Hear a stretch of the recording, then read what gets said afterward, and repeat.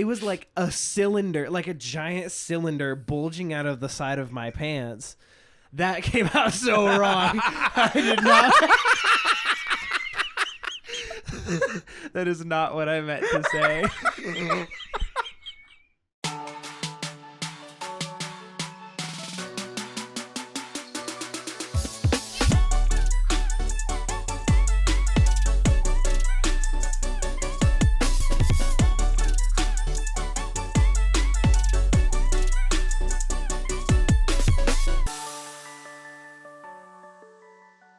Hello and welcome to the Nerdiest Podcast, a show where nerds talk about nerdy things. As always, I'm one of your hosts, Mr. Jackson Glass. We thank you so much for joining us today. As always, I'm, not joined by my co-host, Mr. Nick Barrett. There was a little bit of a scheduling issue just because we were going to pre-record and then he was really sick and he's out of country right now. And I'm sure he'll tell you all about it next episode. But today, I'm joined by my good friend, Mr. Logan Uri. Thank you so much for joining us. Hi. Yeah, he's here with us today, friend of the show. If you remember our episode of doing Guess the Poorly Described Movie, Logan was on that. His last episode was there. But we're super thankful to have you here. Thank you for jumping in last minute. Of course. If you're watching the video, you can tell we're just kind of hanging out. This is going to be a really chill episode. We went through a couple different ideas for episodes. Sorry, I got an email and it distracted me. Do not disturb.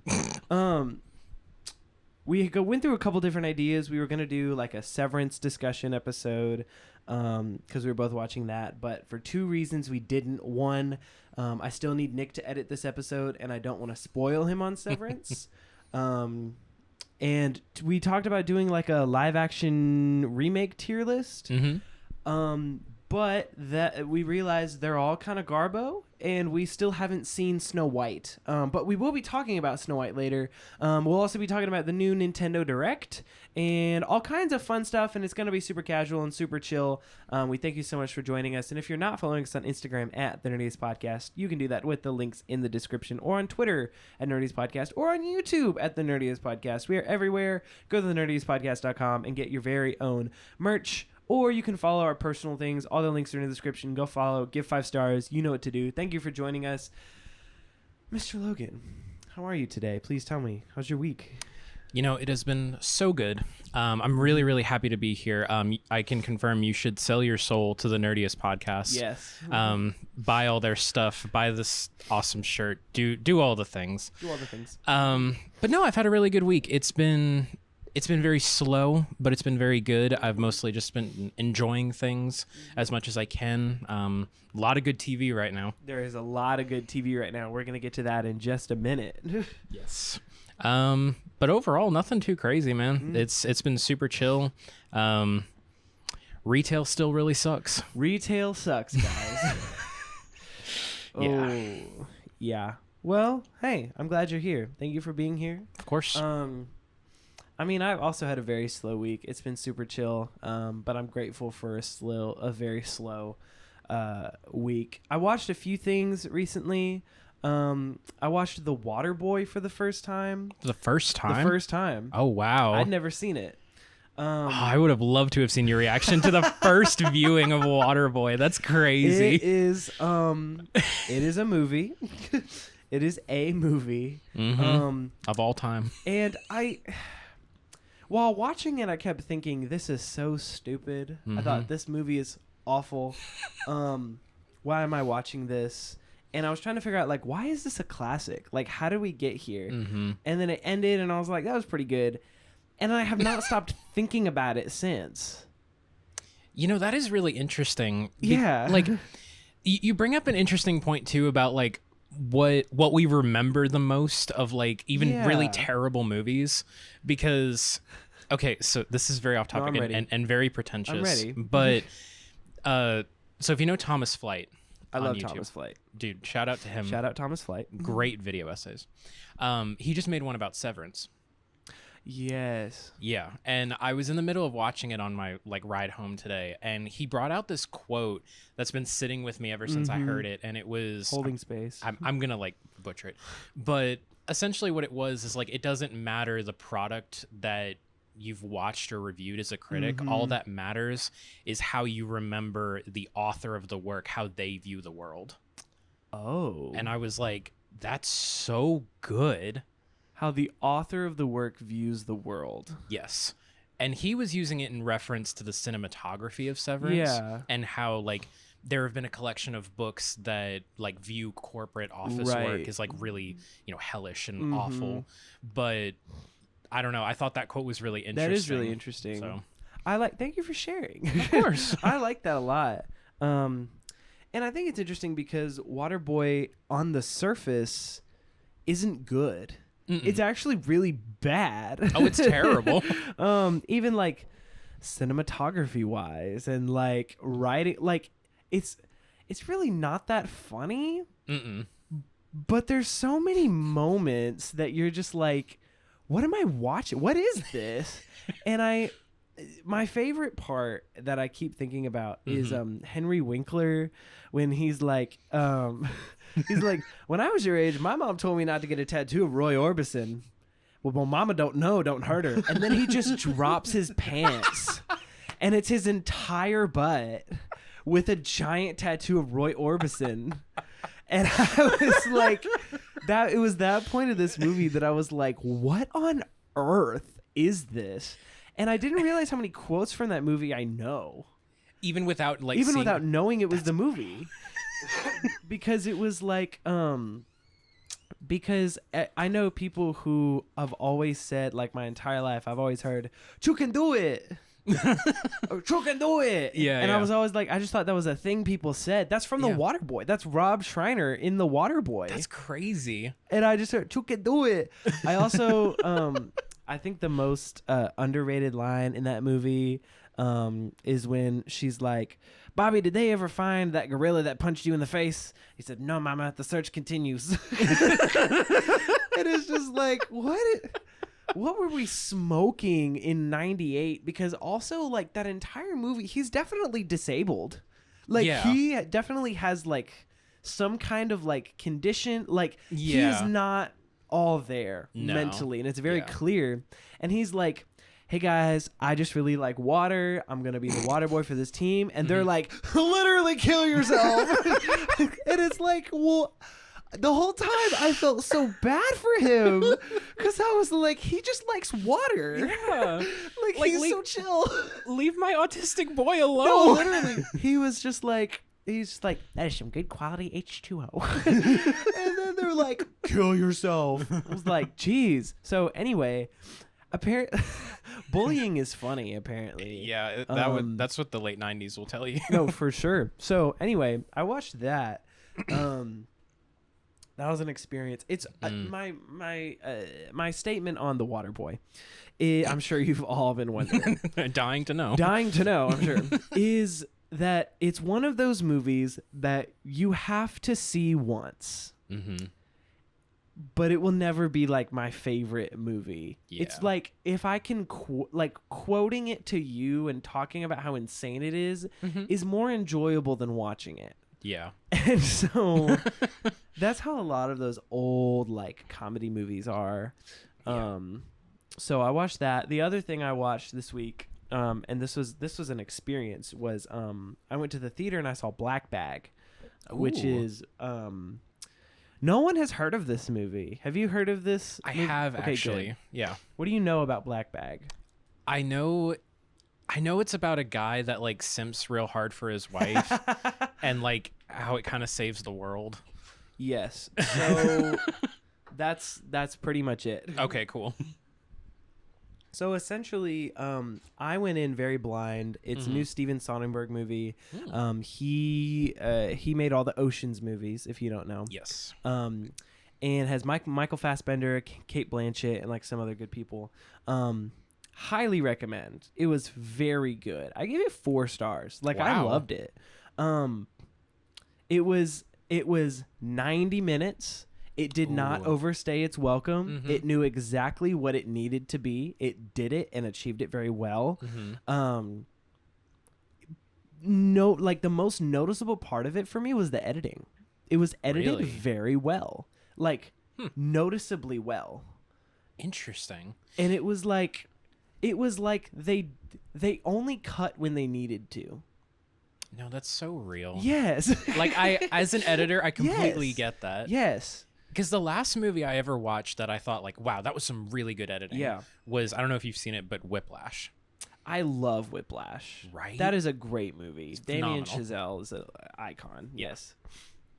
That was the last time I remember watching a movie where I thought like, dang, that was some good editing. Right. Because, and here's what's interesting about editing, and this is why the best editing Oscar is literally like a sham, is because best editing usually goes to most noticeable editing. Yes. When in reality, the best editing is the one you don't see. Yeah. And it's like, if the editing puts you in a world to where you forget what you're watching is fake, then it's good. Yeah. And it's kind of like, and what I really liked about Black Bag was that it was a lot of dialogue. It was very dialogue driven. There was almost no action in it for like a spy thriller. Very dialogue, very character driven, and I liked that a lot. But because of that, there was a lot of dialogue scenes. But the dialogue scenes never felt long. They never felt unnecessary. Yeah. And every line revealed a new piece of information. Ooh. But more importantly, on the editing conversation was, if you're doing a 2-shot and it's shot, reverse shot, like at a dinner table, and it's like back and forth, it gets stale. But there would be times where they would sit on one person for a good like 45 seconds, and there'd be like an entire conversation going on, and you never see the second person. But it was so like intentional, like you knew why they were doing it. You were like, oh, I'm picking up on all this stuff because you're not cutting. Right. And I just think that's such an interesting lesson to learn from that, because like all the other, like, if you watch like short films or YouTube videos and stuff like that, it's always like, well, this person's talking, so I have to show them. Yeah. When it's like, genuinely, no. Like, you're literally, there's no rules to editing. Like, you can do whatever you want. Yeah. And that doesn't mean it's going to be good, but you're right. Right. Like, but you have the free will to make those mistakes. The last point on Black Bag was that it had like a halation to it. Ooh. Which, if you don't know, a halation is... You should know this too. You should know that. Hey, you should know this too. So, halation is a lighting effect that you can do in post, and it is essentially a filter that softens bright light sources and disperses them. So essentially, literally over the entire movie, any light source was super soft and had like this glow to it.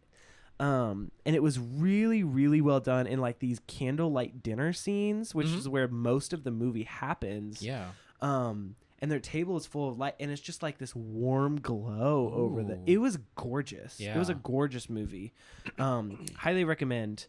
But more importantly, this was the first movie that I saw in the theater by myself. Really? You went with no one else? That's crazy. I have never been to a movie theater by myself except for this week. So how was that for you? Okay. Let me give you the play-by-play. We've got time. Yeah. So, essentially, I had a free Monday afternoon, and that never happens. I thought, I don't have any I genuinely don't have any schoolwork. I don't have any work for work. I was like, I know the rest of this week is going to be crazy, and it has been. So I feel like I have to like take advantage of my restful Monday afternoon. And I was like, cool. And I was kind of looking around, and the day before on that Sunday, I was just kind of like, you know, when you're on your phone so much that you start going to the most obscure apps because you're just so, like, Instagram isn't cool anymore. Like the fitness app. Right. You're like, I opened the stocks app once. You're like, what's the weather in Sacramento? Like, what are we doing? Like, you should just get off your phone at that point. No, go outside, but, touch some grass. But so I was just kind of like on my phone, and I moved over to the app from local movie theater, and I was just like looking, which they have an app, by the way. That's cool. It's actually really nice. Nice. But I realized there was 4 movies in the theater that I want to see. because I wanted to see Black Bag. I want to see Novocaine. I want to see Snow White, and I want to see the new Looney Tunes movie, which looks phenomenal. I forgot about that Looney Tunes movie. Did not get near enough promotion, by the way. This is crap. Anyway, I hate Warner Brothers so much. Anyway, your movie theater experience. Yes, my movie theater experience. I could. We've done entire episodes on how much we hate Warner Brothers. So I was like, Am I about to do No, I'm not. I'm not about to go see it. No, that's crazy. Oh, what the heck? So I felt like so bad. I was like, I'm so bad. And literally, which is so funny, because if Nick was here, he'd be like, yeah, I have literally always see movies by myself. Like, he never, like, he always just goes after work and then just like goes and sees, like, watches them. Honestly, good for him. And good for him. That's like, awesome. If he has a group, he goes and with the group. But if it's a movie that like he just wants to see, he just goes and sees it. It just like has the fearlessness to do it. We should all be like Nick. We should all be like Nick. Yeah. In that way. Let's not get too crazy. Whoa there. So I showed up to the movie theater, and something about me is I think I love supporting the local movie theater, but also that does not mean that I'm paying for their snacks. So no, that's so real. So but it was also warm outside, so I was wearing my shorts, and they don't really have like the best pockets. So I had my water bottle and then my thermos for coffee, and this thermos follows me everywhere, and it always has coffee in it. Right. And I was like, and a bag of like peanut butter crackers, like in my pockets. But I didn't really have space. So did you stick them up your butt? In my prison wallet? No, So I was thinking, I was like, man, if I had cargo pants, this would be really easy. But I just kind of like peanut butter crackers were in there, and I was like, this theater's really chill. They usually don't care. Yeah. So I just carried my water bottle, my thermos in, and I got the ticket and whatever. And she was like, and I was like, I just need one for Black Bag. And she said, yeah, she said, I can do that, but I'm going to have to ask you to leave your drink outside. And I was like, okay.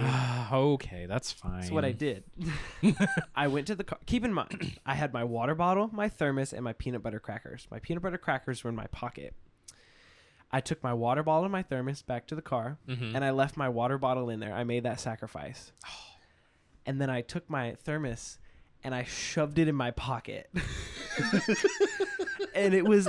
I kid you not, like, you should look at the security footage. Like, it probably looked like I had a pipe bomb. It was like a cylinder, like a giant cylinder bulging out of the side of my pants. That came out so wrong. I did not. That is not what I meant to say. I'm sorry, Nick. Nick has to edit this. It is already really unhinged. I'm sorry. You brought the Black Bag into Black Bag. Oh, PG show, guys. Anyway. I'm sorry, there are children watching. This is a children's program. So, bulging cylinder coming out of my pants, right? Barbecue sauce. So there I was, barbecue sauce. So, and then I just kind of, I pulled the move where I stuck my hand in my pocket with it to look like it was just my hand, but like, it was very clearly not. Yeah, you just look like you have a really large hand. Yeah. And I brought it in, and it worked. I just walked right in. She wasn't looking. And so I sat down. Can I just tell you, it was delightful. Good. It was wonderful. That's so good. I will tell, like, I say this in full sincerity. I felt like it was the first time this year that I wasn't needed by someone. Wow. I was in that theater, and it was 90 minutes. It wasn't like I wasted my whole afternoon or anything. Like, it was just like 90 minutes. My phone was off. I'm not wearing my Apple Watch.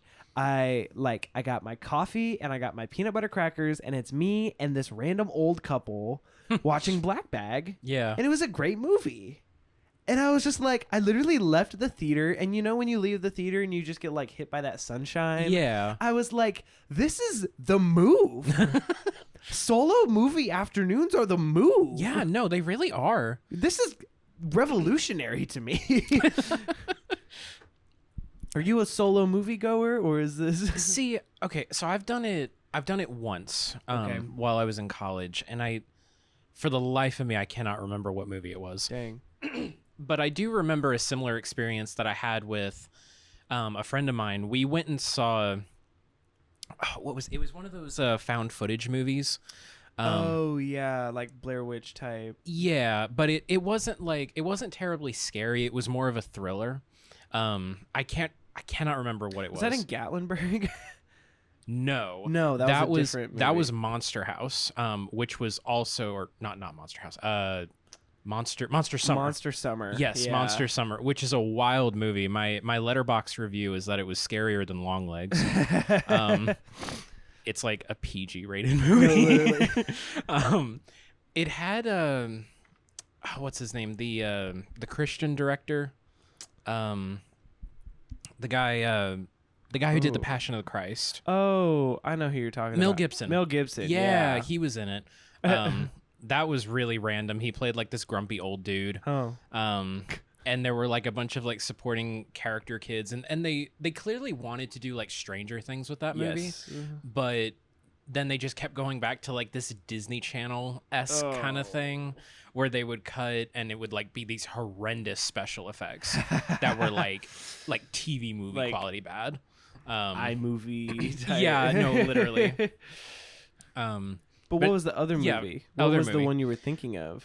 The other movie was this one. It was a found footage, and I'll say it was actually really, really fun to watch. Yeah. And I'm not like a big horror movie guy. Right. And the reason I bring this up in the first place is because when I went, we went at like 8 or 9 o'clock at night. Yeah. It was super late, and we were the only ones in the theater. So that is peak like horror movie experience. Like and there's a reveal that happens like about 30 minutes in where the main character has like, she thinks her parents are on like a vacation, right? And so her mom, like, she keeps sending like text messages, and you see like photos of the mom and the dad. Yeah. But there's a really clever trick that they use where you find out that the mom has never actually been away on the vacation, and the photos that she took had her face obscured in every single one, but they never revealed that until like halfway. And so we just had like this biggest like, oh You're shoot, like, oh my gosh, like we were screaming in the theater when that happened. But it was just you. It was just us. And so in like a weird way, it's really cathartic to go and watch, especially like a fun unfolding kind of movie. It's really, really fun to watch that. And I'm honestly kind of envious because I wanted to see that movie anyhow. Yes, it's really good. Highly recommend. Guys, solo movie afternoon is the move. So, elephant in the room. Yes. Is that the Severance finale was 2 weeks ago like a week and a half ago when this releases. Yeah. We will not be spoiling anything. There will be worry. no Severance spoilers in this episode. But this is like the show on TV right now, or what? Like, it's over. I'm reeling. I know. I'm still thinking it's like on. No, right. I would literally, because it's Friday, and I was like, oh shoot, I gotta go watch the. So it was so sad. Yeah. So no spoilers, but it'll be like an if you know, you know. Yeah. So I feel like my reaction was that, first of all, if you've seen the finale, the ending, like the very, very ending, at first I was literally standing up because I was so mad. It was happened. I watched it unfold, and I stood up, and I was like, no. I literally said, that's a terrible idea. I thought, this is the stupidest decision ever made in TV.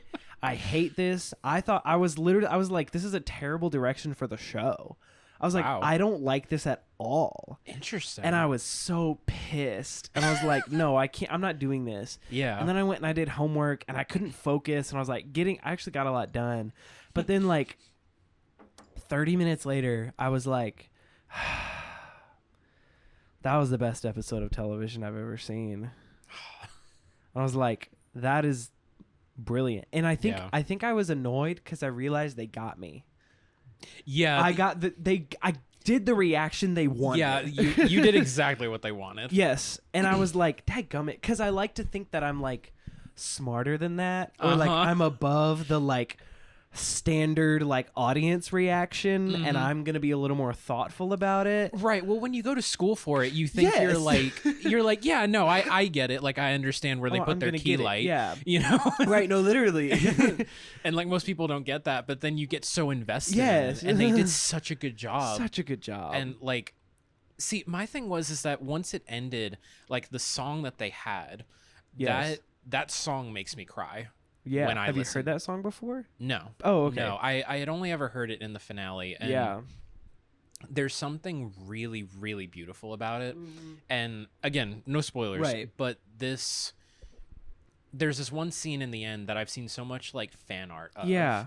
And it's so like beautiful. It's beautiful. It really is. Talk about the final frame. Mm-hmm. Yeah. Yeah. Like it's gorgeous. Yeah. And the way that they switch.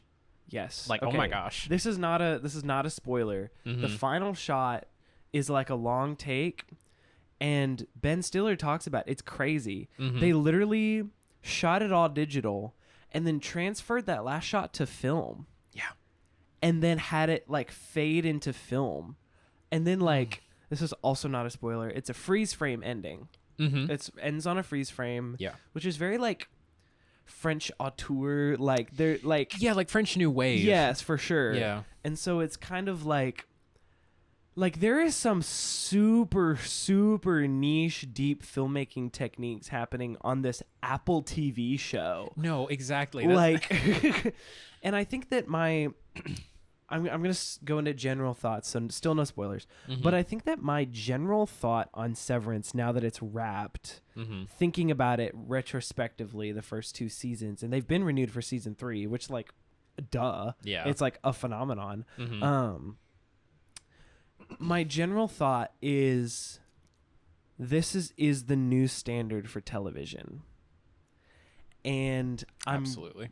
The last time I felt like this happened was, and you guys are going to clown me for saying this, it was Stranger Things.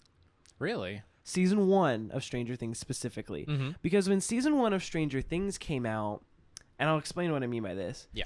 It was such a big deal that everything after that was just, oh, so it's like Stranger Things. No, that's so real. And so I think that and I've been thinking about this, like as filmmaking, you are either doing in the style of, or you're making something that someone else will do in the style of. Yeah, yeah. And Severance is the style. They created a new style. They really did. And now I feel like the next 10 years, we're just going to be like, oh, so it's like Severance, but this. Yeah. And we're going to see this new wave of like crappy remake. But I think on a broader, like to think about this as more of an intelligent conversation, you could say like, I don't think audiences are having these crappy streaming originals anymore. No, absolutely not. Like they're bombing. They're doing terrible. And they're like we're not watching them. Yeah. And like Severance is proving, like if it's 2025 and your show is not like Severance, you're dead. Like you're toast. Yeah. Like no one's going to watch it because we've learned that shows can respect our time and respect our intelligence. So when they don't, we're not going to have it. Yeah. And we're just going to turn it off. Yeah. So what's next?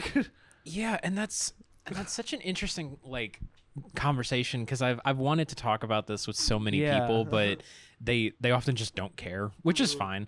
But it's going based off of what you said, it's the streaming era that we're in. You have to make a show that like makes a promise to an audience, right? You know, like you have to reach this point by whatever date. And you usually make it in the first episode, and if it's a bit slow, you'll make it at like the very end of that episode. And so they're in a difficult position because they have to make something that's really unique and really different if they want to stand out from everyone else. But they also need to make something that is familiar enough to make it like an unfolding mystery. Yeah. And so there's a middle ground that's like impossible. Yeah, genuinely. And like the only one that has come along in recent years is like Severance. Yes. And you know, you can make the argument that there are shows like Succession or, Better Call Saul or whatever. And those are phenomenal TV shows, but they're also based on like pre-existing ideas. Yeah. Like Succession is based off of like, what if Shakespeare was written in a corporate office and filmed like The Office? Right. It's like Better Call Saul was a prequel. Mm-hmm. There's already so many ideas based off of something else. And I think now with Severance being its own thing, I honestly can't wait to see what comes out. I'm excited. Yeah. Like some people might view it as a negative thing, but I'm actually really excited to see what they come out with. And I think the difference is like Severance was such an original idea. Mm-hmm. It was so different in a very creatively bankrupt media landscape. Severance just like transcended that. And I think the difference is when Stranger Things came out, everyone was like, oh, I got to get my Netflix back. Like Stranger Things is coming. And we were so invested in it. But like you said, Stranger Things was rooted in pre-existing ideas. Yeah. Stranger Things was rooted in, it's the 80s. Stranger Things was rooted in those nostalgic elements. And even more like those stereotypes of characters. For sure. Like the nerd, the jock, the bully, the outcast, like everyone.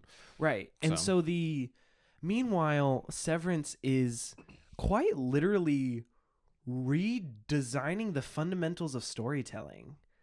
Because I ask you this question, like personally, is Mark one or two characters? Gosh, he really feels like two. Right. Isn't that crazy? Mm-hmm. But is he?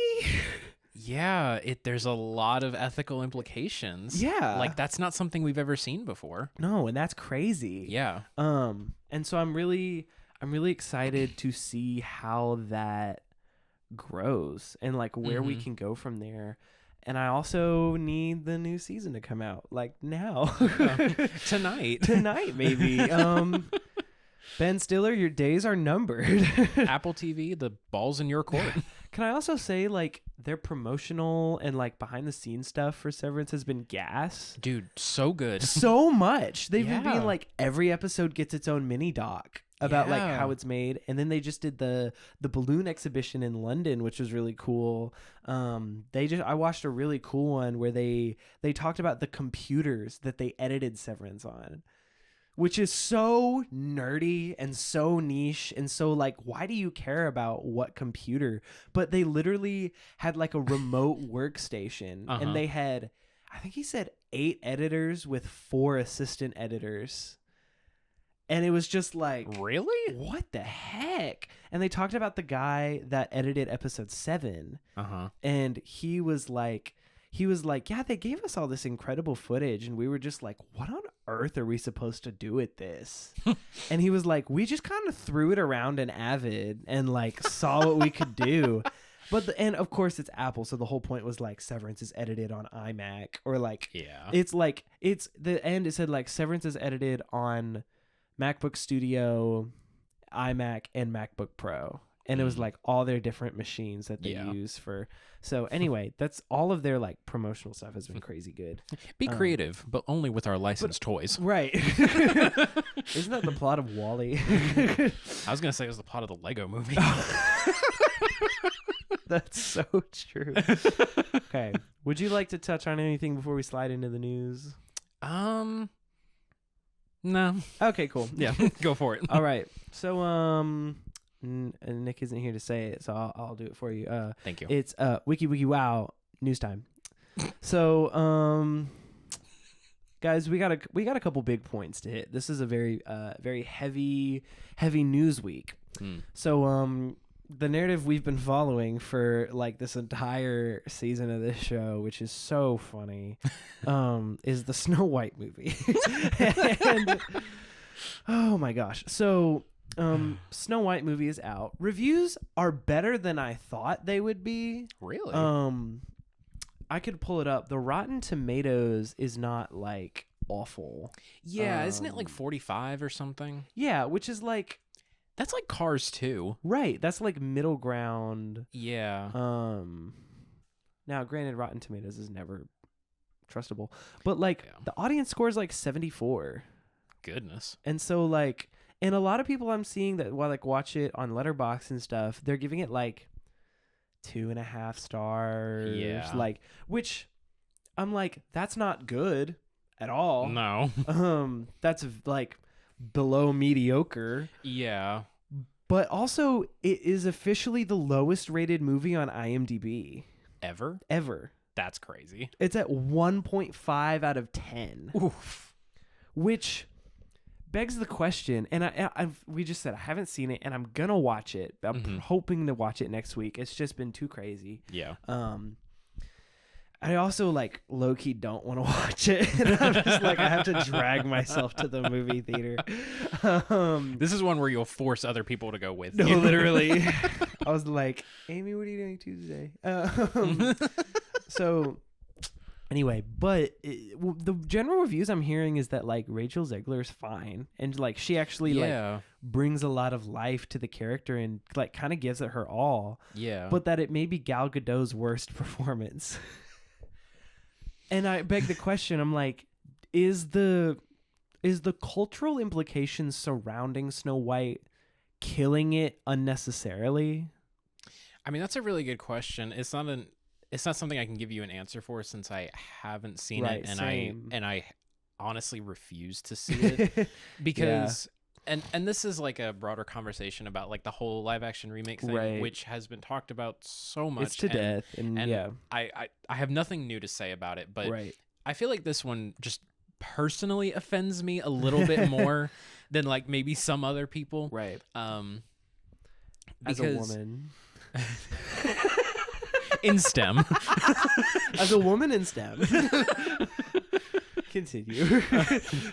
But no, I mean, like, genuinely, it really is one of those movies that its very existence feels like insulting to me. Yes. You know, I understand. Because this isn't just a remake of any Disney movie. This is a remake of Snow White. Yeah. You know, and we can talk to death about how, you know, Walt Disney and whether or not he was a Nazi, right? You know, or whatever. But like, as irrelevant. As a creative, what he did for the industry, he is one of the most important people in the industry. Yes. And I think it is a huge slap in the face to not only your founder, but like someone who has pioneered animation, someone who has given birth to so many jobs, so many opportunities. Like my childhood was shaped around Disney, was shaped around like Pixar and wanting to do all those things, and that wouldn't have been possible without his first step and without him taking the massive risk that the original was. Right. And the fact that they're going, you know what, we're out of money, we're out of ideas, we can't hire anybody else. We gotta do it again. We gotta do it again. We're circling back. Yeah. and I hate they're that. portraying it like it's adventurous. Yes. And they're like, we're doing what Walt did back then, but the modern equivalent because it empowers women. Yeah, but like, I'm sorry, but the original wasn't made to like empower anybody. It was a movie that showed like technical aspects and proved that like an art form could like carry a movie. Right. You know, and that was really important because animation is still frowned upon. Right. And like the Academy is starting to recognize it a little. We're getting there. It's really slow, but we're getting there. Right. But that's taken 100 years. Literally, quite literally, 100 years. Like, yeah, no, you're right. And that was that their first feature-length animated film? It was. Guys, what are we doing? Also, I just saw Gal Gadot got a star on the Hollywood Walk of Fame, which everyone is like, literally, why? That's crazy. Enough champagne to fill the dial. As someone who's been down that like walk, like, I'm not sure you want a star on that sidewalk. Like, it's booty ugly. like there's crackheads and like burnout cigarettes. No, right. It's bad like, out there. Look, there's Carol Burnett. And there's a man pooping.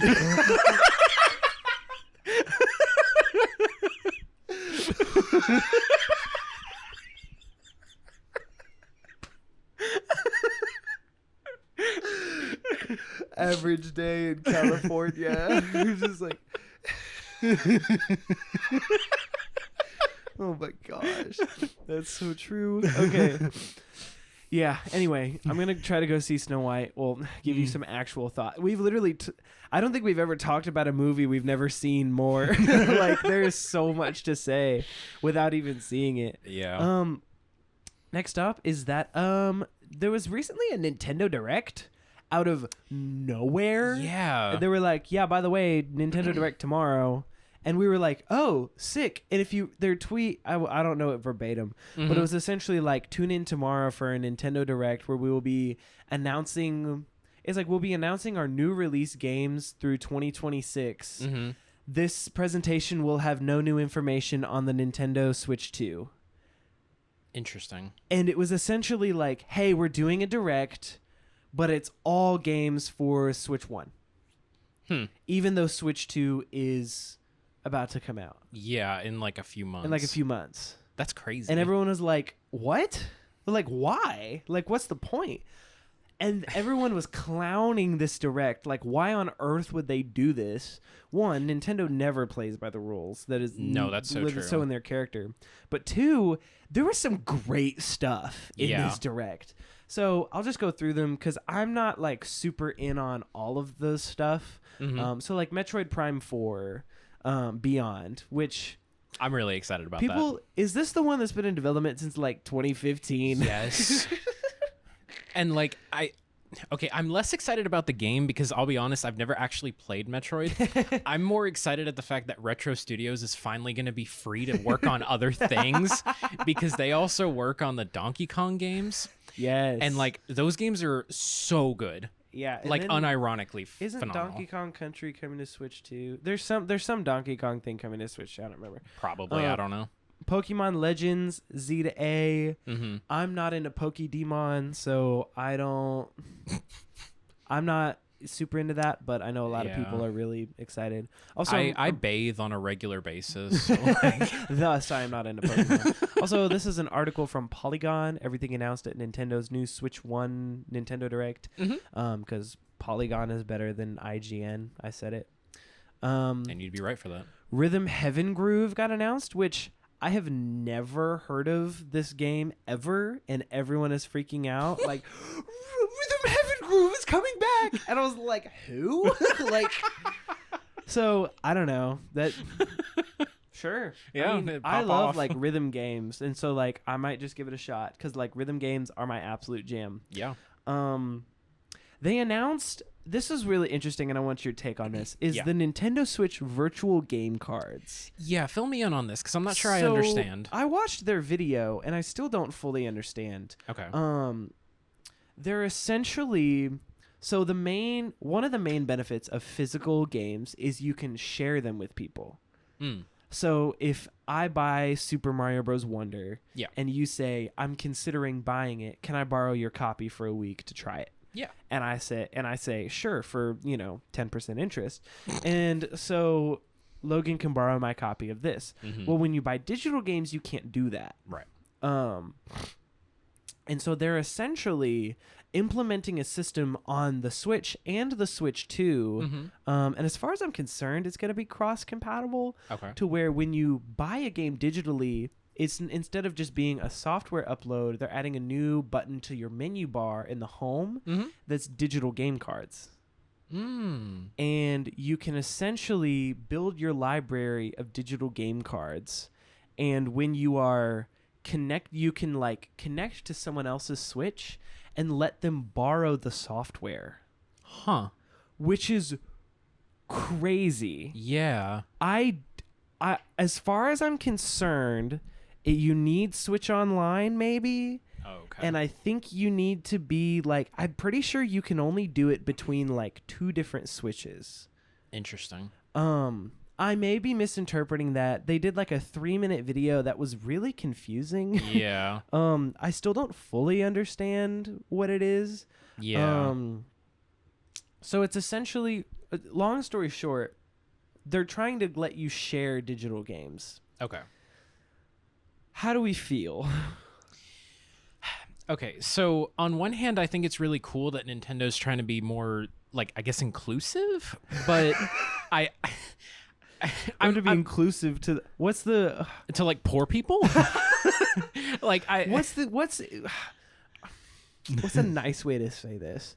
What is an offensive word you could call someone that buys media digitally?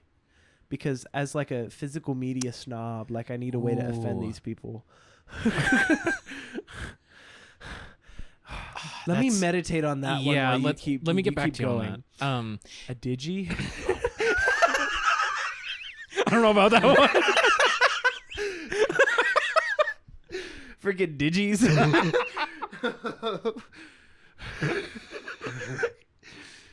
Anyway, I'm not going to elaborate on that one. Anyway, yeah, the Switch. Yeah. Shoot.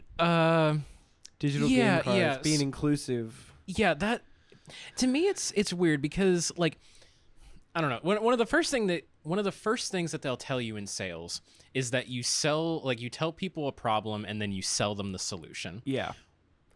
Shark Tank. What problem did we have like beforehand, you know? Yeah. Like quite honestly, because to me it just seems like another reason for you to buy Nintendo Switch Online if that is needed. Yeah. Which I'll be honest, Nintendo kind of bugs me because like I love them as with their games, but they, like you said, they don't play by the rules and they do not know how to run a business. Yeah. Like at all. Yeah. But they make some pretty good video games. They make some great games. And then that's what kept them in business. Yeah. But yeah, I don't know. That just seems odd. There seems to be no motivation or understanding of why they would do this because there's no problem. You know what I mean? Yeah, I'm kind of in the same boat. Okay. Where I'm like, if you are in a position where you want to share your games and you want to do that, you're buying physically. Yeah. No one is buying all of their games digitally thinking, if only I could share these with my friends. Right. The only scenario I could find this useful is if you just genuinely really prefer digital games. And there are people, I know people that are like super like solid digital. Yeah. If you just really prefer that and you're a household with multiple Switches. So like my family... Like I have a family of 6, and then 2 of us moved out. So it's a family of 4 at home. So like my younger siblings grew up with the Switch, and now they have their own Switches as like new ones have come out and they become a little cheaper. It's kind of turning into like an iPhone, where it's like everyone has their own iPhone, but like they have their own Switches, but they sometimes they'll pool their money to get a game because they're 13 and like 10 or however. I don't know. I actually think they're like 15 and like 13, but I just don't like to think about that. Anyway, Severance came out a week ago. Severance came out a week ago. Feel old yet?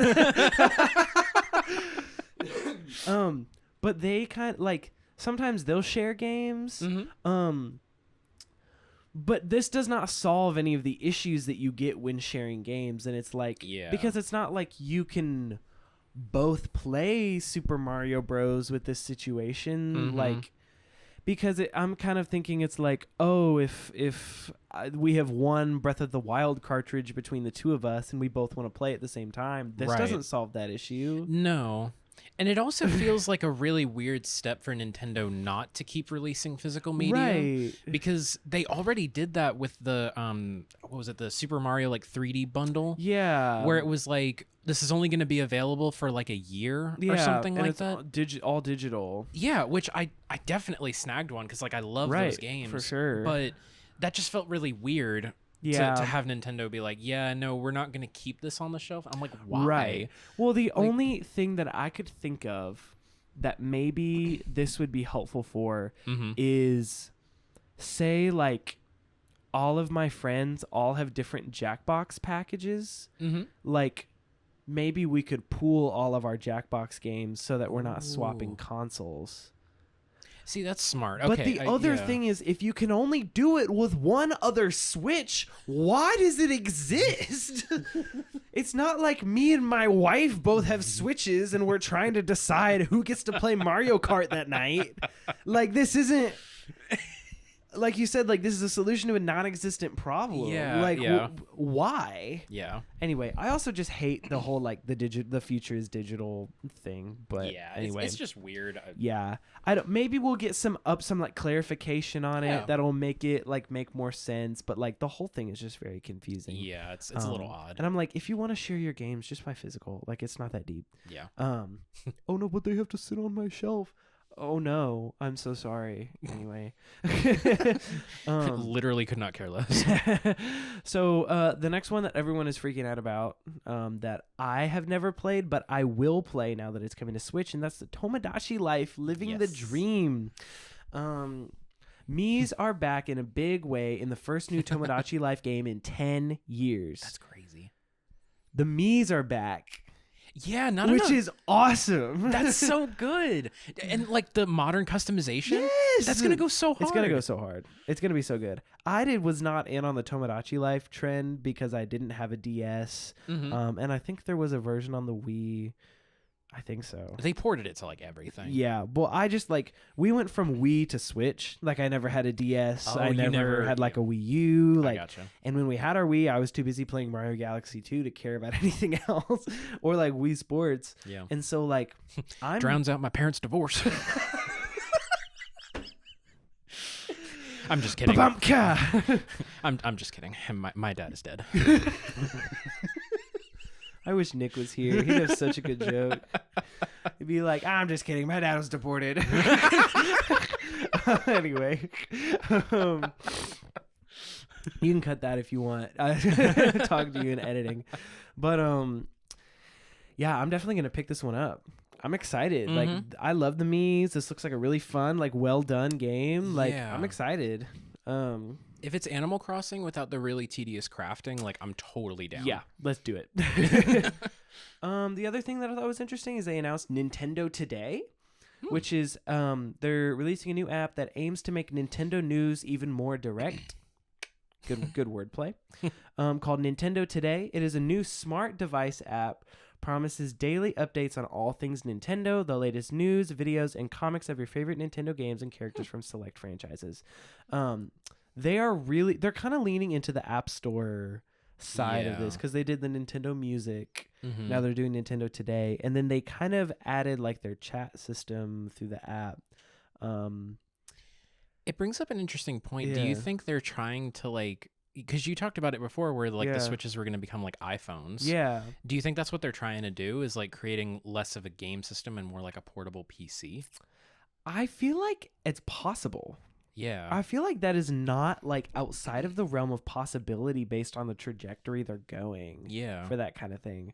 And almost like in a weird way, they're creating like a Nintendo ecosystem where it's like, oh, I have Nintendo on my phone, but then I have Nintendo on my, like I can bring my Switch. And, but also like side tangent, but like, can you bring your Switch? Like, is the Switch really that portable? Like if you pull out your PSP in the grocery store, like no one cares. But like, you pull out a Switch like at the bank, like people are like, dude, iPad baby, like can't stay off his Mario Kart for like 2 minutes.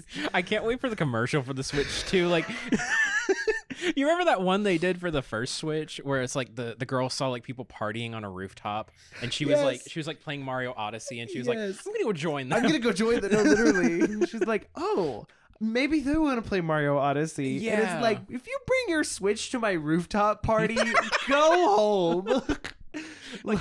Is my rooftop party not good enough? No, literally. Now, that being said, like, I love playing party games with people. Like, bring Jackbox, like, bring Mario Kart, bring 100%. Mario Party, like that. But if you're just bringing it so you can sit there and play Mario Odyssey, like, you're kind of missing the point. No, absolutely. Anyway, I think that's interesting. Nothing else like huge. Marvel Cosmic Invasion, which just like I don't know. Sure. I don't know what Marvel games are doing. Yeah. Dragon Quest 1 and 2 HD and 2D remake. I don't know what that is. I don't know what that is. I can't pronounce half of these names. Disney Villains Cursed Cafe. That's so cool. Get to know Disney villains like Ursula and Gaston and serve them drinks in Disney's games. Serve them drinks. What on earth? No, this looks awful. It's like a like a romance novel. Yeah, no, literally, it looks kind of like those really like crappy mobile games where like you have to like. Anyway, Story of Seasons, Grand Bazaar, Shadow Labyrinth, Witchbrook, The Eternal Life of Goldman, Gradius Origins, Rift of the Necrodancer, Okay. Tomagachi Plaza, Moment Valleys, Everybody Golf, Hot Shots. Every Nintendo Direct, there's going to be like 3 things that's like, yes! And then like 12 things that you're like, all right. Okay, sure. Sure, I'm sure that's for someone. Yeah. Nintendo really keeping like their 20 fans like really happy with all these indie games. They're like, hooray! Which like I love indie games, so like keep them coming. But I just like I don't have time to play like 8 different like new indie games on Switch. Like I have a job. No, right, and also like the Nintendo games are really good. Like, I'd kind of rather just play Breath of the Wild. No, yeah. So anyway, super interesting stuff. And then apparently on their new Nintendo Today app, which is like the new news one, they announced the release date for the Legend of Zelda movie. Which they're like, finally, hooray! So the live action Legend of Zelda movie is releasing March 26th, 2027. Nice. I mean, not that I care. I mean, I'm gonna go see it. Yeah. I'm curious to see what kind of teasers or trailers we get from that and what the casting looks like. Oh, okay. So I was gonna ask. They haven't announced the casting yet. Okay. Not yet. Okay. There's a lot of speculation. Yeah, that it's gonna be like Tom Holland. Yeah. Please don't. Yeah, no. I don't know who could play. I mean, honestly, Link, and call me crazy, but I feel like Link is kind of the uncastable character. He is, because he's supposed to be imprintable on anyone. Yeah. Like, you're supposed to relate to him because he's literally a blank slate. Yeah, like that's he's the point. Yeah, he's a like I can't think of the word, He's but like everyman. a silent protagonist. That's what I was thinking. Or an everyman. Yeah. I heard you. Blue collar worker, you know. He's the kind of guy I want to get a beer with at the end of a long day. But I don't drink. But I don't drink, so I won't. And be like, Link, how was your day? Me too, man. Me too. Those bokoblins, bro.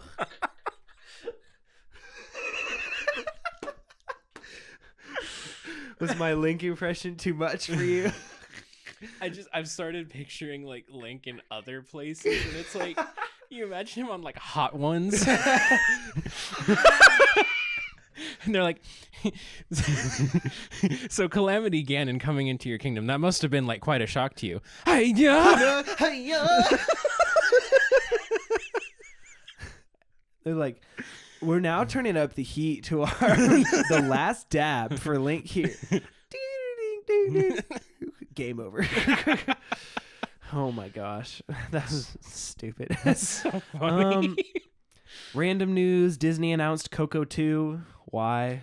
Oh, yeah. I mean, sure, I guess. Why not? It kind of ended perfectly though. No, right. It's And like it's kind of a closed case. Like, I don't like that. I don't like that at all. Yeah, that actually makes me really sad. I love the first I love one. Coco. Yeah, don't make another one. They're so toast. Like They're they're so cooked. Like, ugh. Now, granted, there has been internal releases or like internal leaks that said that they're encouraging their storytellers to be ready to adapt back to 2D. Because they're essentially like, this is not working.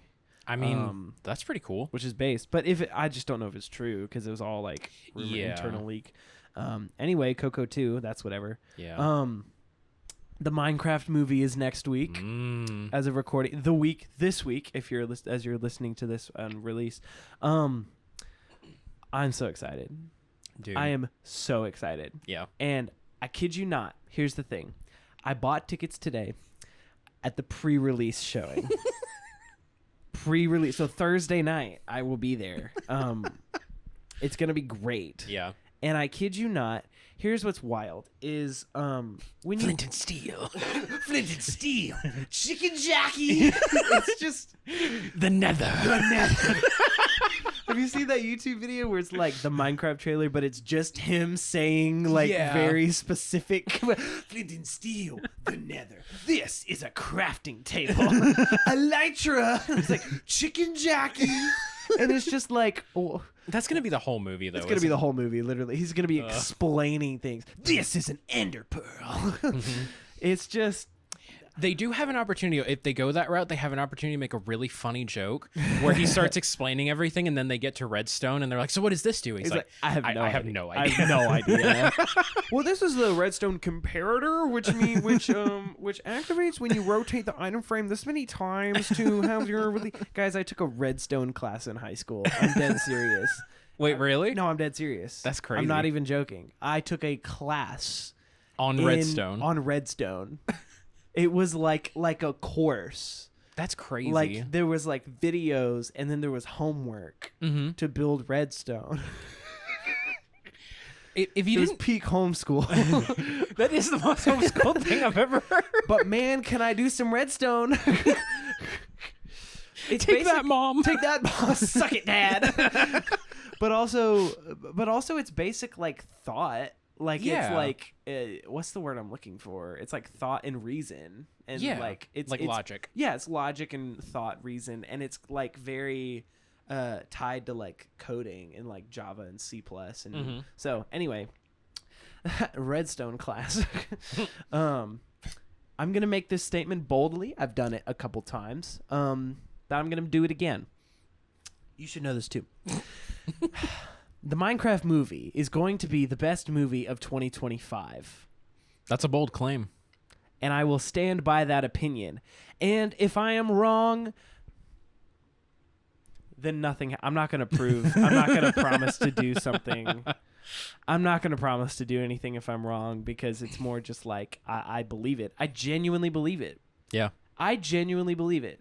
The Minecraft movie is going to be hilarious. It's going to be surreal. Yeah. It's going to be weird. You mean to tell me? So everyone's clowning on this movie, and they're like, "Oh my gosh, it's gonna be so weird." They're so nervous about it. Yeah. And here's the thing: like, live action is an interesting choice, like all this stuff.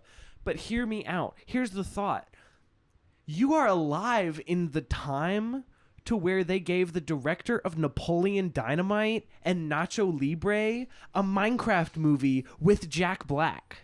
Yeah. Celebrate that moment. No, for real. Like, be excited. Gonna be good. Yeah. It's going to be crazy. It's going to be weird. Yeah. Like, I'm hype. No, it looks really good. And I've gone back and forth so many times on this movie, because when the teaser trailer first came out, I was like, man, this is dog. We're cooked. Like, this is awful. Yeah. But then the actual trailer came out, and they made the joke about yearning for the mines. Yeah. And I was like, if this is the tone we're going for, might have to go see this one. Like, son of a gun, I'm in. Yeah. and then like whatever her name is, she ran over the villager in her car. Yes. And I was like, okay, if this is gonna be the movie, I'm kind of down for it. No, for real. Because it feels like, in a weird way, it feels like a continuation of like YouTube skits. For sure. And, you know, like, a lot of people have been dogging on this because they're like, oh, it should have been animated. And I don't disagree with that. Yeah. I think it would have, if they actually wanted to do something good, yeah, they would probably do that. Or long-term. Yeah. And then they would make it like a show or something. But I really think at this point with, like, these characters and doing a skit like that, that's a celebration of YouTube. For sure. That's a celebration of how far Minecraft has come. Literally. And it's going to be really fun. It's going to be really funny. Yeah. It's going to be, like, really surreal and bizarre and stupid. Stupid. As if that's not what you grew up watching on YouTube. Yeah. Literally. And I know, like, Dan TDM is going to be there. And, like they're going to make cameos. And it's going to be like, there he is. Yeah. Like, there's Dan. Yeah. And I was like, dog, like, 10-year-old me would have been losing my mind. Yeah. I'm not going to criticize this movie. No. I'm alive for the Minecraft movie. Like, come on, guys. Be there. Be excited. Or be square. Be square. Oh. That was good. Thank you. That was good. Be there and be square. And be square. Not Man, or. Why didn't they promote this movie like that? Yeah. Be there and be square. I feel like they have. Did they? I don't know. I feel like I haven't been paying attention. Yeah. I don't know. I don't really need the movie to market to me. No, literally. I know it's I'm out. in. Yeah. They released the trailer. I'm good. I didn't need it. Final point, and I'll just go over this really quick. Meme of the week is Avengers Doomsday. Yeah. Because Avengers Doomsday is started production. It's That's 2026 release? 7? 6 sounds I feel right. like it's 2026. Yeah. Which is rapidly approaching. Yeah, that's pretty soon. Like, that feels way too soon for another Avengers movie. Yeah. But people are clowning it because there was such a big cast. Like a huge cast. And there's rumored to be more. Yes, for sure. Yeah. So they announced Chris Hemsworth as Thor, Anthony Mackie as Captain America, Vanessa Kirby as Susan Storm, Paul Rudd as Ant-Man, Florence Pugh as Yelena? Sorry. Wyatt Russell as John Walker. I don't even know who this is. That's Namor. Namor? What is he from? Black Panther 2. Oh, I fell asleep in that movie. I think I fell asleep for his part. Yeah. He flew around in little like shoes. Really? Yeah. He had like these little like What? ankle Is he a bracelets. good guy? No, he's the villain. Oh. Why Yeah. is he in this movie? I mean, he's a Black Panther villain. He's actually a Fantastic Four villain, Oh. technically. Okay. Well, that's cool. He simps for Sue Storm all the time. Oh, okay, cool. Anymore. Anyway. Shang-Chi, Bucky Barnes, Suri / the new Black Panther. Yeah. The Thing, Ben Grimm / the Thing, the Beast, which I didn't realize Kelsey Grammer was the Beast. That's crazy. Yeah. Sentry, which I don't know who that is. The new Falcon guy from Avengers from Captain America. Mm-hmm. Johnny Storm, Red Guardian, M'Baku from Black Panther, Ghost from Ant-Man, Loki for some reason, Professor X is there, Sure. Magneto is there, Nightcrawler, Mystique, Cyclops, Gambit, Mr. Fantastic, and Robert Downey Jr. Good Lord. It feels like a parody. It feels like a parody. Doesn't this feel like an SNL bit where the cast list keeps going? Yeah, it kind of gives me energy from the Mario movie when it was announced and they were like, yeah, Chris Pratt, Mario. And it was like, what? It's like Chris Pratt, Anya Taylor-Joy, Charlie Day, Seth Rogen. And it was just kind of like, what are we doing? Yeah, like why are we here? These are all like comedians. Like, No, what are they right. doing? Yeah. Anyway, I'm stupid concerned about that movie. I think because the Marvel lineup is not terrible for the future. Like right now, like Thunderbolts doesn't look awful. Fantastic Four doesn't look awful. Yeah. They just released a poster for Toxic Avenger, which I didn't realize they were doing. No, I didn't know that either. Has Peter Dinklage, I think, and he's really good. So Yeah. we'll see. But then they're like, yeah, we're reassembling the new Avengers, and it's like, but it's been like a year. Yeah. That feels a little too late for me. Yeah. Or but sorry, too early. Too early. Yeah. Which sorry. also, like, we have to remember that, like, Endgame came out in, like, 2019. Yeah. That was 6 years ago. And like every project since then has come under like mass criticism. Yes. Like no one is happy with the MCU. We have been in the dark age of MCU for 6 years. Yeah. And now they're like, we're bringing the Avengers are back and Robert Downey Jr. And I'm like, RDJ can't save us. No, he That's really how you can't. know it's bad. Well, the crazy thing is that he actually approached Marvel. Yeah, he wanted to do it. Yeah, which is crazy. And I mean, sure, I mean, I can't argue with Which more is money. the largest actor check in history, by the way. Yeah. Which, what did he, was it, I'm trying to remember what they offered him to play Doctor Doom. Gosh, it must have been. It was like a couple $100 million. Yeah. RDJ, Doctor Doom, paycheck.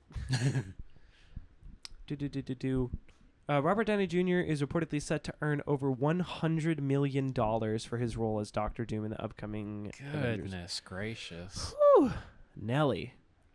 Just make like 4 independent movies with, Literally. with his paycheck. That's crazy. Which also, sorry, this is a side tangent. Have you seen the stuff going on about the Electric State on Netflix? Oh, and that like it's awful. Yes, how it's awful, and it's a $320 million movie. Oh my gosh. And it was literally like the cost of that movie, which has like a 14 on Rotten Tomatoes, literally cost what the last like 8 Best Picture winners combined cost. That's crazy. And it's just like, what are we doing? We're throwing money at cinema.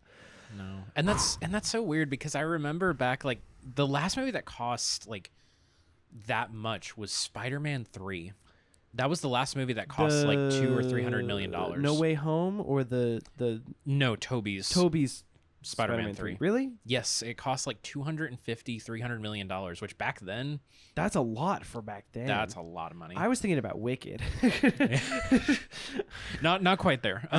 And maybe it's like, I mean, obviously it's been thrown around ever since, but at the time that was the most expensive movie to shoot. For sure. And it was subject to like a bunch of reshoots, and for whatever reason, it's always superhero things. It's always superheroes. Yeah. Even like, I consider Wicked a superhero flick. Yeah. I mean, she flies around. She has like her "What's Up, Danger" moment where she goes down, and the poster is literally like one of like, like "What's up, Danger." Can't stop me now. I'm sorry. This episode, I'm exhausted today, guys. This has been really unhinged. Yeah. But hey, unless you have anything else to add, I think that's our. Yeah, I mean, God help us all with us all. with the MCU, because it's just, it's painful. It's to watch. bad. It's hard to watch. Oh, one other thing I wanted to touch on before we leave. Daredevil, Born Again. Mm-hmm. What a mixed bag. Really? Yeah, fascinating. It's kind of been all over the place, and this and it, like, keep in mind, you should know this too. I love the first 3 seasons of Daredevil that was on Netflix. I didn't watch any of the other stuff like the Iron Fist or Defenders or any of that. I just stuck with Daredevil. Seasons 1 through 3, literal 10 out of 10. Yeah. If you get I've the heard chance, that. it's really good. And it's honestly one of the only MCU projects that directly reference like Christianity. Yes, I've seen that too. Yeah. I think that's crazy. Yeah. I never knew that. Yeah, it's actually really good. And like, without spoiling anything, Matt has this like crazy crisis of faith in season 3, and it's honestly, it helped me. Yeah. with some crisis of faith that I've had. It's that good. Interesting. I love season 3, and I was really hoping that they were gonna pick back up after that, and unfortunately, due to a lot of reshoots and a lot of back and forth, I knew the project was cooked when they didn't bring back the original cast originally. Oh. And then after that, after so much fan backlash and like early reactions, Kevin Feige actually stepped in, and he was like, nah, this ain't it. And he completely wiped the project and fired everybody that worked on it, and then he completely started over.